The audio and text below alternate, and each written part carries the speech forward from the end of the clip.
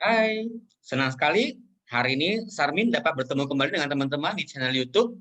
Sebelum saya mulai, teman-teman harap subscribe ya, like channel YouTube saya supaya mendukung saya tetap berkreasi mengenai info kesehatan bersama Nutrilite. Hari ini saya akan berbagi info kesehatan mengenai masuk angin. Seperti kita ketahui, masuk angin itu cukup populer dan bahkan dianggap suatu penyakit. Masuk angin seringkali digunakan untuk menggambarkan masalah tidak enak badan, pegal-pegal, dan perut kembung. Banyak yang menganggap bahwa hal ini terjadi karena terlalu banyak angin yang masuk ke dalam tubuh, terutama saat musim hujan. Masuk angin bukan merupakan istilah medis dan bukan pula suatu penyakit.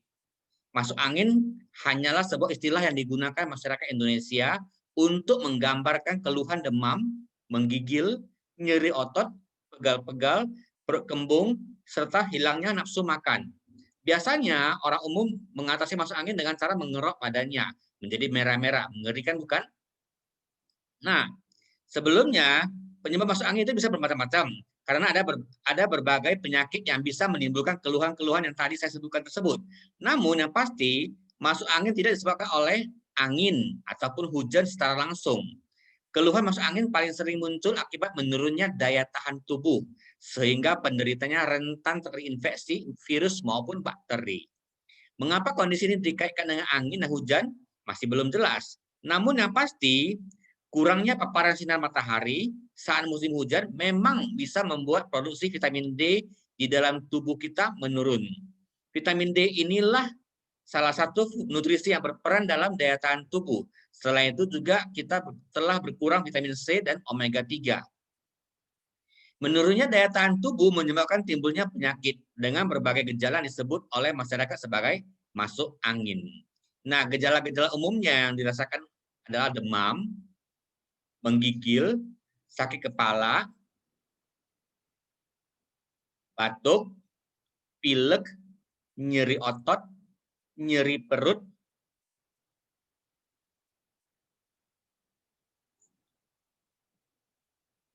sering bersendawa, bergembung, buang angin, dan merasa lemas. Beberapa penyakit yang sering disebut sebagai masuk angin. Keluhan masuk angin bisa saja merupakan tanda dari beberapa penyakit berikut ini. Misalkan infeksi saluran pernafasan atas atau ISPA. Infeksi pernafasan atas adalah bagian hidung dan tenggorokan. Merupakan penyakit yang paling sering dijumpai dengan gejala demam, pilek, dan batuk. Gejala ini adalah gejala yang orang umumnya mengatakan masuk angin. Penyebabnya bisa virus ataupun bakteri. Sebagian besar infeksi saluran pernafasan atas memiliki gejala ringan dan dapat sembuh dengan sendirinya. Namun, bila sudah menyerang saluran pernafasan bawah, trakea dan saluran udara dalam paru-paru, misalnya pada penyakit pneumonia, gejalanya akan lebih berat dan bisa menimbulkan komplikasi yang berbahaya. Yang kedua adalah gangguan pencernaan. Bisa menimbulkan beberapa gejala seperti mual, muntah, perut kembung, diare, sembelit, dan sensasi perih atau nyeri ulu hati. Gejala tersebut khususnya kembung. Juga sering dikatakan sebagai masuk angin. Penyebab gangguan pencernaan bermacam-macam antara lain keracunan, infeksi virus, maupun bakteri, alergi atau intoleransi makanan, dan stres. Kemudian adalah demam berdarah dan malaria. Kedua penyakit ini merupakan penyakit infeksi yang sering terjadi di negara tropis, seperti Indonesia. Keduanya pun sama-sama ditularkan melalui gigitan nyamuk. Demam berdarah dan malaria bisa menyebabkan gejala demam, nyeri sendi, pegal-pegal, menggigil, dan lemas. Dan dikarenakan memiliki ciri-ciri yang sama dengan gejala masuk angin, inilah yang membuat orang tidak menyadari bahwa sudah terinfeksi demam berdarah maupun malaria. Jika ditangani secara tepat, penyakit ini jika tidak ditangani secara tepat, penyakit ini dapat menimbulkan komplikasi serius hingga kematian. Dan penyakit jantung dapat terjadi akibat otot jantung tidak mendapatkan pasokan darah dan oksigen yang cukup akibat sumbatan atau penyempitan pada pembuluh darah jantung. Kondisi ini sering kali menimbulkan nyeri dada yang disebut masyarakat sebagai angin duduk. Keluhannya bisa berupa nyeri ulu hati atau nyeri dada yang menjalar ke lengan, leher, atau punggung, lemas, sesak napas, hingga pingsan. Jadi kalau kita merasa ada sesak napas, itu bukan hanya ada namanya angin duduk, itu sudah ada gejala di jantung kita bermasalah. Kemudian sakit emak. Orang biasanya mengira adalah gejala sakit emak sebagai penyakit masuk angin biasa. Padahal jika sakit emak tidak ditangani dengan tepat, bisa berkembang menjadi penyakit gastritis kronis. Beberapa sakit emak yang bisa dikenali, nyeri ulu hati disertai sensasi terbakar di bagian dada, mual saat setelah makan, perut kembung dan terasa penuh, mudah kenyang, sering bersendawa, intoleransi terhadap makanan berlemak, nafsu makanan menurun karena perut terasa sakit, naiknya asam lambung, penurunan berat badan. Nah, itu adalah penyakit-penyakit yang dikaitkan dengan masuk angin. Sebenarnya bukan masuk angin sebenarnya ya, tetapi karena badan kita sudah ada mengalami kondisi negatifnya. Jadi kita merasa ada gejala-gejalanya. Nah, bagaimana mencegah masuk angin? Cara utama mencegah masuk angin adalah dengan menjaga daya tahan tubuh. Jadi kita harus tingkatkan daya tahan tubuh kita supaya imun kita kuat. Hal ini dapat dilakukan dengan cara mengkonsumsi makanan sehat dan bergizi yang mengandung protein, omega 3, dan antioksidan seperti vitamin C, flavonoid, dan vitamin A. Berolahragalah secara rutin, beristirahat, dan tidur yang cukup. Membiasakan diri mencuci tangan dengan sabun dan air yang mengalir atau dengan hand sanitizer untuk mencegah penyebaran penyakit. Kemudian mengenakan jaket dan pakaian lebih tebal saat cuaca dingin. Nah, kalau kita sudah merasa masuk angin, bagaimana cara mengatasinya? Meski umumnya dapat sembuh sendiri, masuk angin dapat menimbulkan rasa tidak nyaman dan mengganggu aktivitas teman-teman. Berikut ini adalah beberapa cara yang dapat dilakukan dengan meredakan masuk angin dan mempercepat pemulihannya.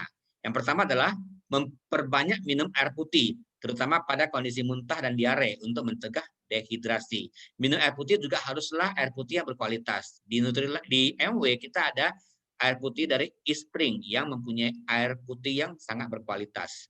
Kemudian bisa kita minum air hangat. Cara ini dapat membantu melegakan gejala infeksi saluran nafas atas. Air hangat bisa dicampur dengan madu atau jahe untuk lebih menghangatkan tubuh kita. Kemudian mengatasinya dengan beristirahat yang cukup. Hal ini penting dilakukan untuk membantu tubuh melawan infeksi, tidak merokok, serta menghindari konsumsi kafein dan alkohol.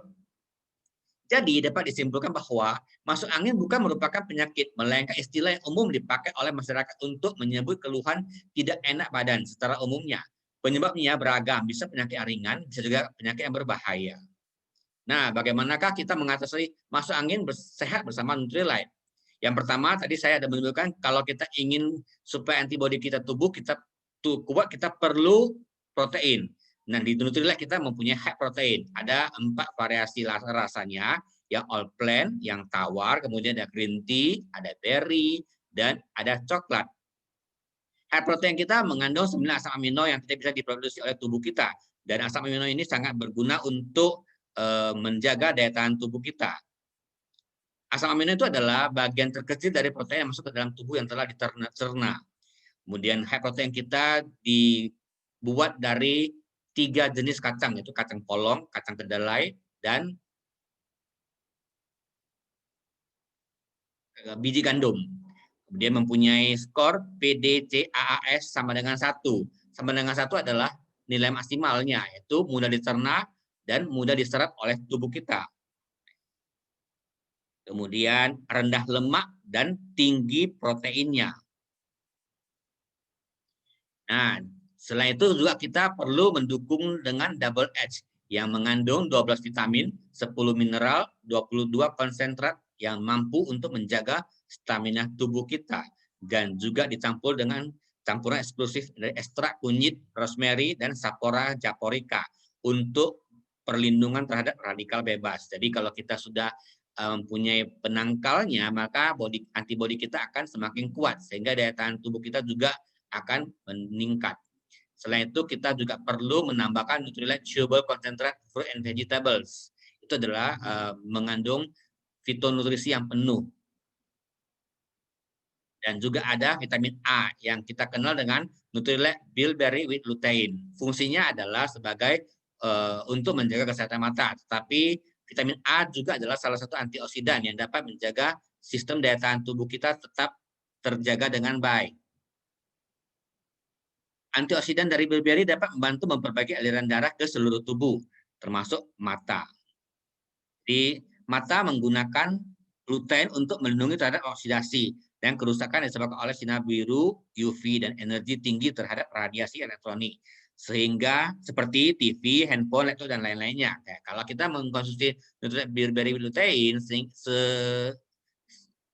bukan hanya antibodi kita meningkat, tapi mata kita juga akan lebih jernih. Selain itu, kita juga mempunyai vitamin C. Ya, vitamin C juga adalah salah satu antioksidan. Dinamakan Nutrilite BioC Plus Extended Release. Jadi mengusung formula dengan extended release 8 jam yang perlahan itu melepas BioC-nya, vitamin C-nya ke seluruh tubuh kita. Jadi kita mengkonsumsi satu tablet vitamin C ini dapat bertahan selama 8 jam, tubuh kita bebas dari radikal bebas. BioC kita ini mengandung buah acelora yang diproduksi atau diproses pada saat acelora ini masih berwarna hijau. Mengapa memilih acelora warna hijau? Karena pada saat ini acelora warna hijau ini adalah mengandung vitamin C pada puncaknya. Jadi mengandung vitamin C yang pada puncaknya sehingga kita mendapat kualitas vitamin C yang terbaik. Selain itu juga ada natural acelera C. Yang tadi BioC satu tablet itu mengandung 500 mg. Kalau yang natural acelera C satu tablet mengandung 100 mg. Natural acelera C adalah tablet kunyah, bisa untuk anak-anak ataupun orang dewasa.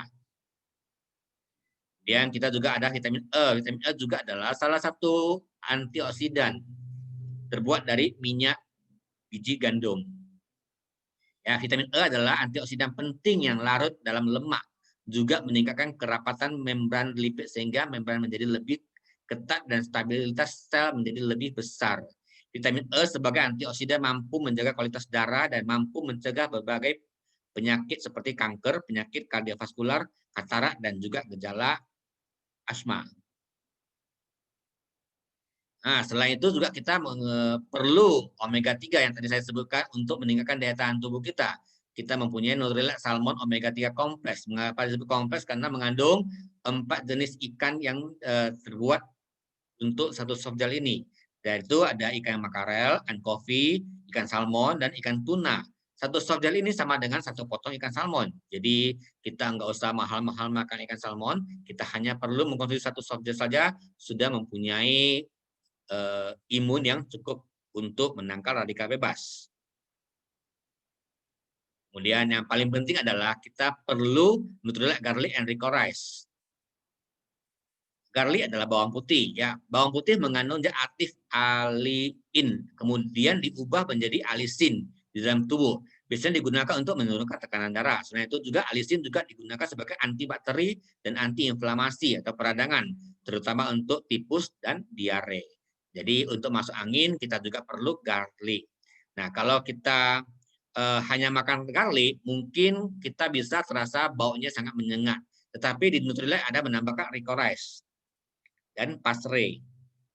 Dan juga ada watercress dengan aroma mint sehingga mengurangi aroma tidak sedap ini.